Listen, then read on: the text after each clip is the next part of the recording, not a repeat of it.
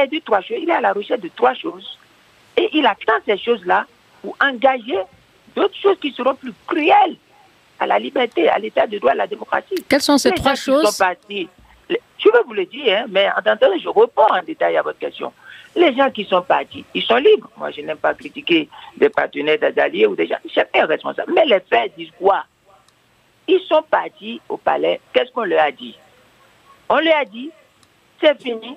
Vous détruisez vos partis, vous faites de nouvelles réunions, et puis si, ne parlez plus de certificat de conformité. Pourquoi? Parce qu'ils sont conscients que le certificat de conformité a été produit pour éliminer. Et c'est le premier, c'est la décision DCC 19, DCC EL 19-001 du 1er février 2001.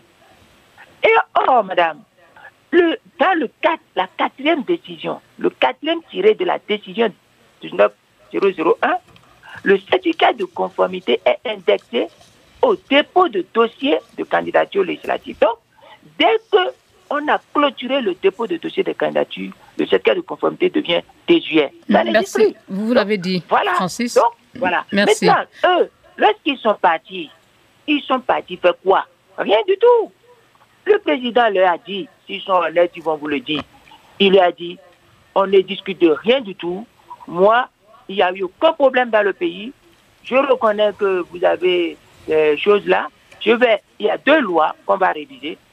La loi portant charte des partis politiques et la loi portant code électoral. Merci.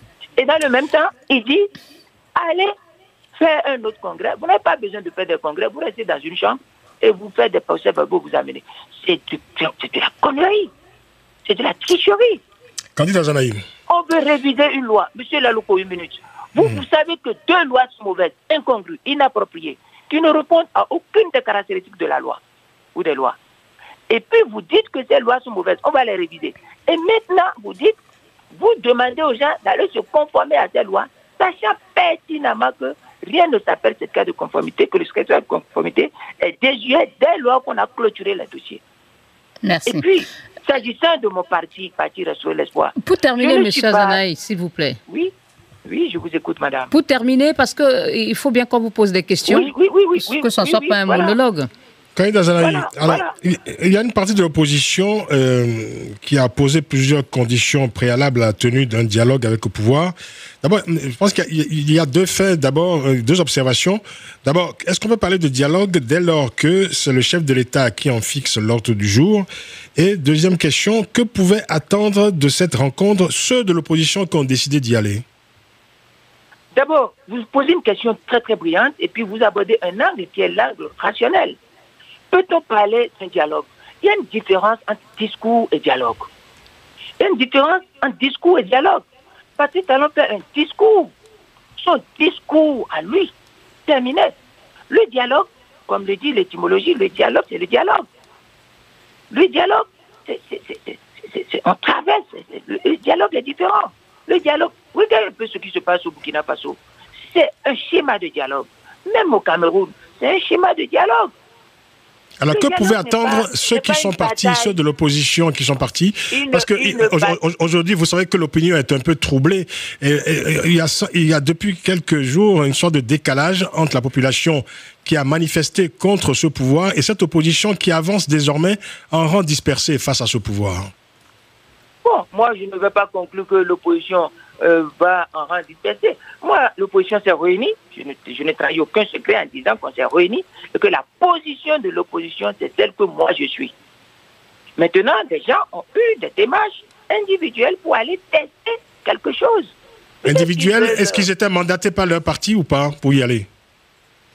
Ah, moi, je ne suis pas dans leur parti, mais moi, j'ai fait des réunions, 4 ou 3 réunions avec ces personnes où la tendance générale, et puis je cache aucun secret. Cette réunion a été présidée par le président Nicéphore Dieudonné Soglo, l'ancien président, qui est la figure symbole, la figure de l'opposition, et puis qui a sorti et signé la déclaration commune au nom de tout le monde.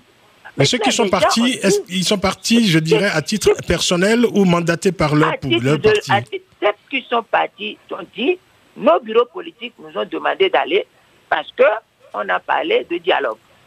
Mais nous, on leur a dit, mais ce n'est pas un dialogue, c'est un discours du président qui va s'imposer à vous.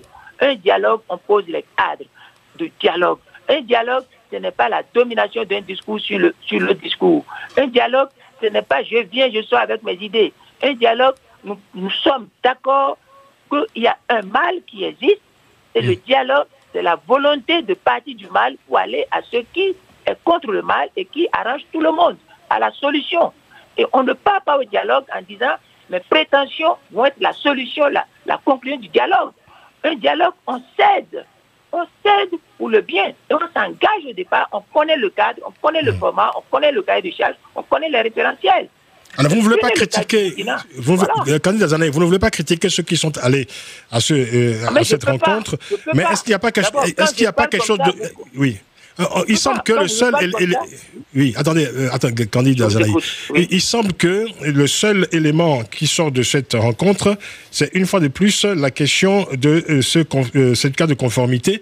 Est-ce qu'il n'y a pas quelque chose de troublant aujourd'hui que ceux qui ont critiqué encore il y a quelques jours des dispositions liberticides en parlant de ce cas de conformité, aujourd'hui, finalement, se plient à nouveau, je dirais, à cette demande du pouvoir à cet élément que le pouvoir continue d'imposer, en fait, à ces partis pour reconnaître leur existence. Vous savez, moi, je suis sur le terrain, j'ai plus de 40 ans d'activité politique. J'ai passé toute ma vie dedans, je connais toute la classe politique. Quand Patrice Talon sourit, je sais ce qu'il veut faire. Quand il fait des rictus, je sais ce qu'il fait. C'est du pipeau, il leur vend de la pacotille. Il est distrait. Patrice Talon veut retrouver une légitimité qu'il a perdue. Il veut retrouver une image.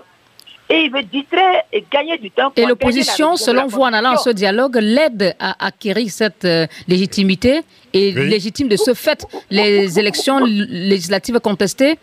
Oui. Vous savez ce que je veux vous dire, madame. Il y a eu des morts. Il n'y a pas eu simplement des morts. Avant qu'il y ait des morts, on a dit à Patrice Talon, ne fais pas comme ça. Le 19 février, ne fais pas comme ça. Le 6 mars, ne fais pas comme ça. Monsieur Zanaï, rapidement pour répondre à ma question, est-ce que vous considérez vous ne répondez pas à la question de Liliane, s'il vous plaît. La participation à ce dialogue légitime-t-elle, selon vous, les législatives contestées et considérez-vous que ces morts dont vous parlez sont donc passés par perte et profit? Mais si jamais les gens s'engagent dans ce schéma, c'est que les gens sont morts inutilement. C'est que nous entrons de plein pied dans ce que je redoute, qui est une dictature despotique et mafieuse. Que je pèse mes mots, je les assume. Je dis non, moi je n'irai pas. Et d'abord, tous ceux qui sont partis ont commencé par dire que nous sommes déçus. Nous sommes déçus. Personne au retour, en tout cas, il faut faire aussi attention de la ruse de Patrice Talon. Il invite des forces de l'opposition et les forces de sa mouvance et d'autres forces qu'il a créées. Je ne peux pas dire qu'il a créées, qui sont créées nouvellement. Alors, c'est un foutu, c'est fariné. On comprend la méthode, puisque quand il est parti, quand ces émissaires sont allés vers les chefs d'État, certains chefs d'État de la sous-région, certains sont des démocrates, mais vous connaissez le profil essentiellement, l'ADN dictatorial de beaucoup de chefs d'État de la sous-région. Je ne veux pas les nommer pour des raisons que vous savez. On leur a dit, mais écoutez monsieur, on ne vole pas tous les sièges d'un parlement. On laisse, on crée sa propre opposition qu'on gère, qu'on finance. Et c'est ça qui veut se passer. Merci Zanaï. Une question qui se pose beaucoup au sein de l'opinion aujourd'hui. Je vais vous la poser, j'espère qu'elle ne va pas vous embarrasser. Et cette incapacité de l'opposition à observer une conduite commune face au pouvoir, est-ce que ce comportement n'est pas révélateur des compromissions de certains acteurs de l'opposition béninoise avec ce même pouvoir qu'elle disait combattre? Je vais vous répondre franchement. Franchement, c'est quoi? C'est que nous n'avons jamais vu depuis 1960 un pouvoir, un président ordonner, tirer un gouvernement, tirer sur le peuple. Nous n'avons jamais vu. Il faut reconnaître que nous sommes tous, moi malgré tout mon petit parcours, on était tous inquiets, hébétés, surpris, il faut l'avouer. C'est étonnant, c'est ahurissant, c'est inadmissible. Et ce n'est pas une fois. Nuitamment, on a tiré et tué. En plein jour, on a tiré et tué. Et on a continué. Et aujourd'hui, c'est la terreur. Mais là, c'est un problème d'abord. Deuxièmement, vous savez, il y a des gens qui ont rattrapé la politique et qui ne connaissent pas les prérequis de la matière politique.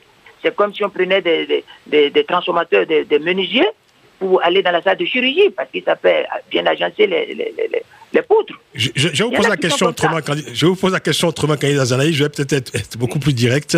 Il y a un certain nombre d'acteurs politiques aujourd'hui dans ce pays qui se sont compromis à un moment donné dans l'histoire de ce pays au cours des dernières années avec l'homme d'affaires Patrice Talon. Est-ce que ceux-là ne sont pas aujourd'hui embarrassés dans l'opposition? Est-ce que ce n'est pas, je dirais, ce ne sont pas ces compromissions qui empêchent aujourd'hui l'opposition d'avancer, je dirais, comme un seul homme face à ce pouvoir et d'avoir une conduite commune? Vous voyez, je souris beaucoup parce que mais on dirait que vous êtes un devin. Il y en a, je ne dis pas que ceux qui sont avec nous sont comme ça, mais je parle d'un thème souvent à Cotonou ici, c'est la vénalité, la trop grande vénalité, le taux de la sensibilité facile à la corruption, la faiblesse devant la compromission qui crée ces désordres. Mais je vous dis, ce n'est pas le cas de l'opposition, de toute l'opposition. Donc vous considérez que certains membres de l'opposition auraient été corrompus pour accepter d'aller à ce dialogue? Je ne veux pas mettre ça sous le coup de ça. Vous comprenez ma position. Je ne peux pas, je suis un rassembleur, je ne peux pas mettre sous le coup de ça. Mais je mets un peu sous le coup de la méconnaissance du sujet et de l'acteur et des faits. Parce que les faits doivent être analysés. Ici, au Bénin, il y a la torpeur, la peur, et puis il y a le désespoir pour certains qui ne connaissent pas la matière parce qu'ils se laissent fariner. Il y a des gens à qui on a proposé déjà des postes, des ci, des ça. Comme l'a dit M. Francis Laloupo, que je respecte beaucoup. Mais c'est ça. Non. Ici, c'est l'agenda de chacun qu'il faut arrimer. Et parlant d'agenda, M. Azanaï, en 2 mots, dites-nous quel est d'après vous l'agenda du président de la République, puisque vous affirmez qu'il est rusé. Qu'est-ce qu'il entend faire justement? Qu'est-ce qu'il a l'intention de faire en organisant, disons, ce qu'on appelle le dialogue ou si vous voulez des rencontres? Et qu'est-ce qu'il va faire ensuite? Je vais vous dire quelque chose. Il ne fera rien. Parce que Talon, à son discours, il va imposer, il va dérouler. Il a utilisé la force, ça lui a marché. Il a tué, ça lui a marché. Personne n'a rien dit.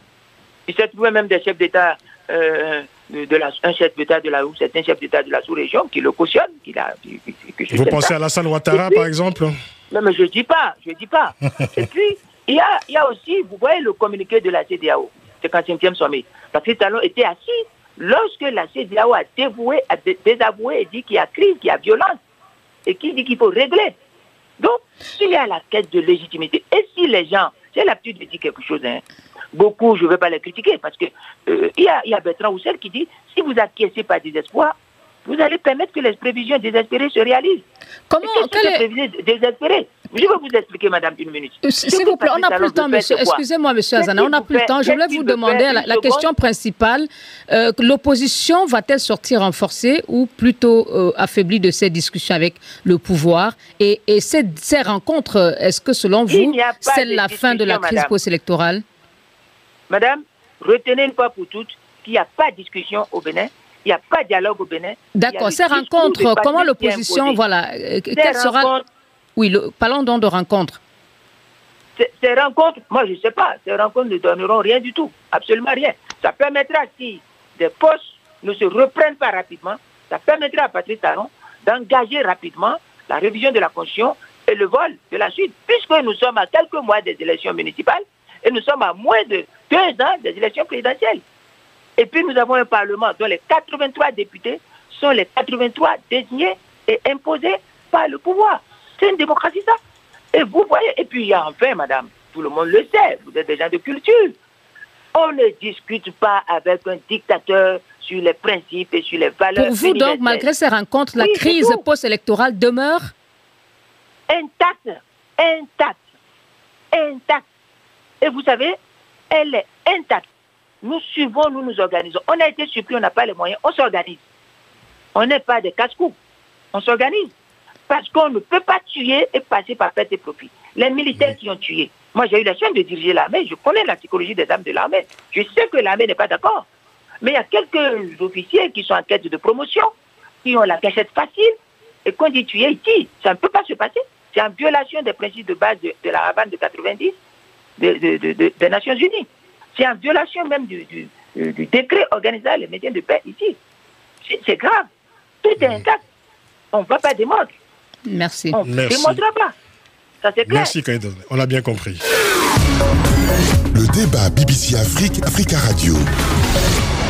Avec notre grand témoin invité depuis Cotonou au téléphone, Kani Dazanaï, président du parti Restaurer l'Espoir, ancien député, ancien ministre du Bénin, et notre confrère